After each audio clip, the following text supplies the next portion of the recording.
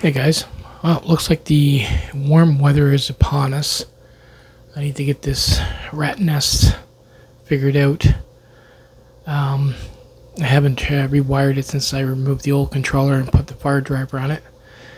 I figured I'd take you with me. I won't pretty much chit chat, I'll just basically wire it up. But the high side will have to be crimped and connected to the bus bar.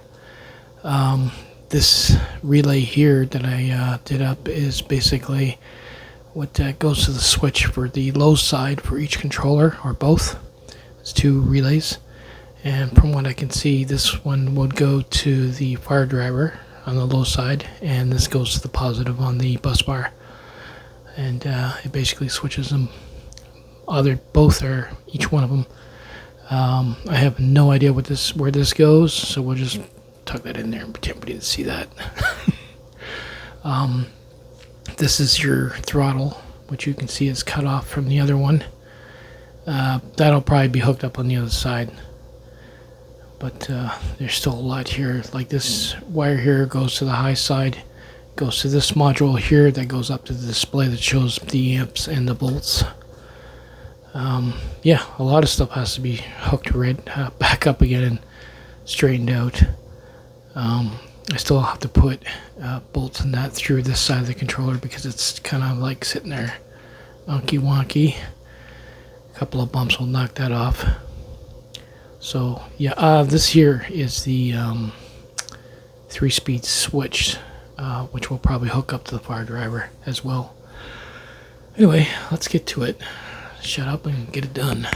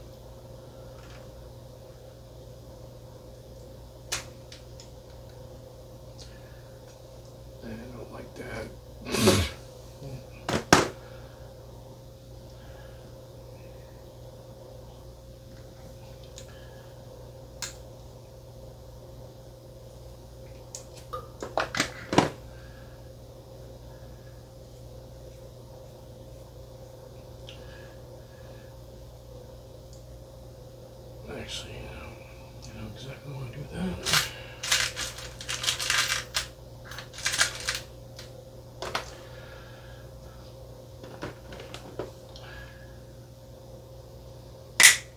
Whoa. Good thing I have a ton of those.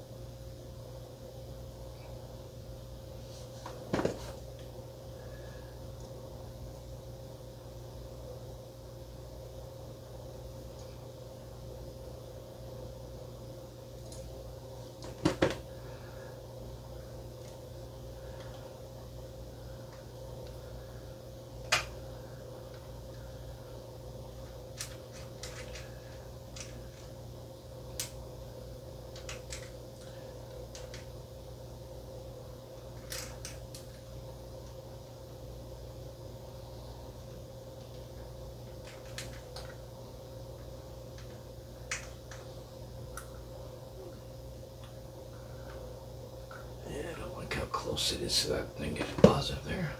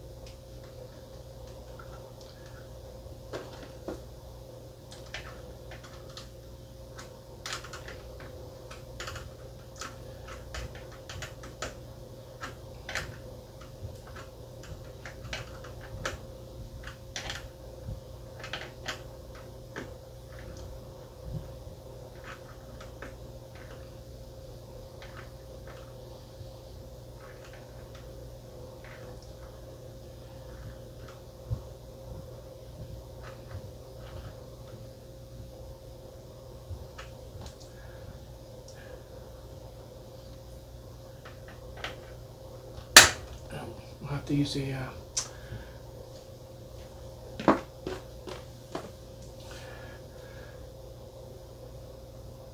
let's torque those down so they don't slip around.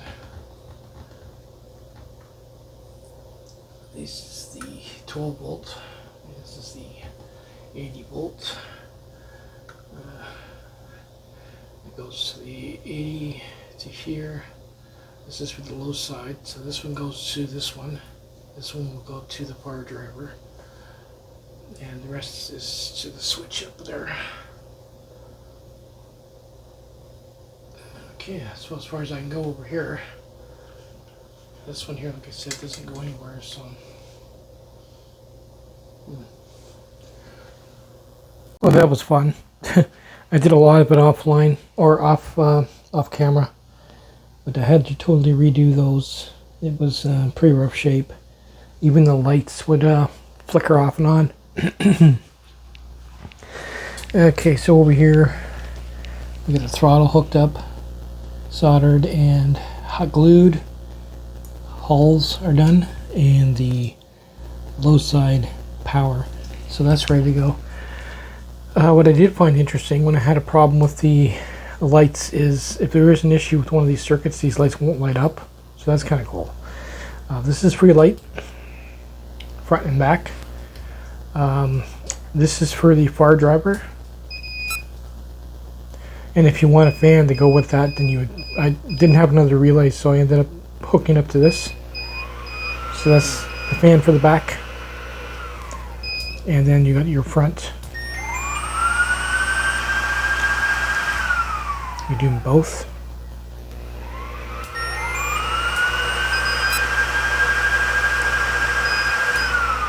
Anyway, yeah, it's working.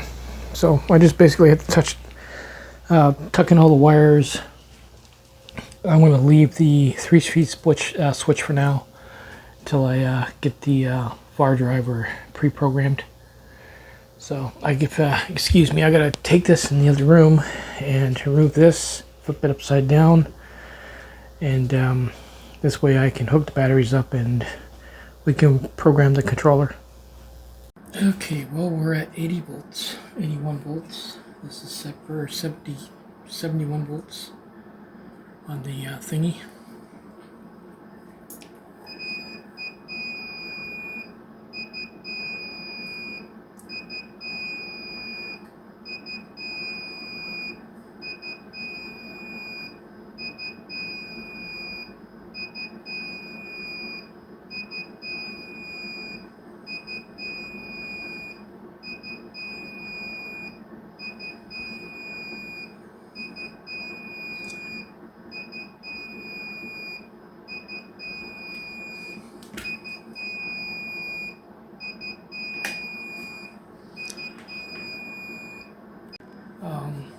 I'm going to say yikes.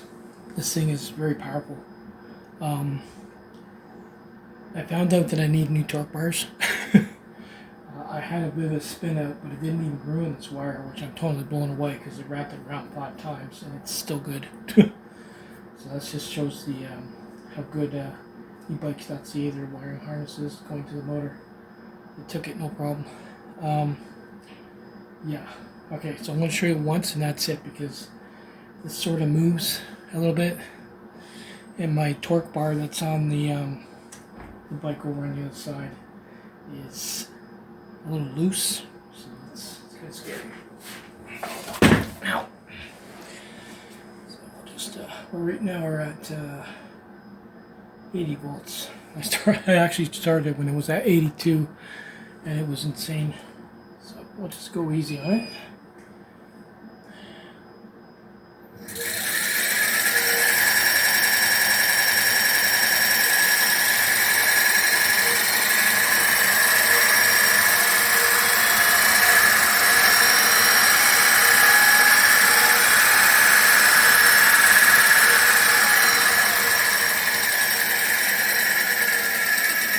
That's it. You don't want to push it after you had a spin out, so once you get the torque bars, then we'll put it on the road. But at 82 volts, this thing was insanely fast, and I haven't even programmed it yet. Later, guys.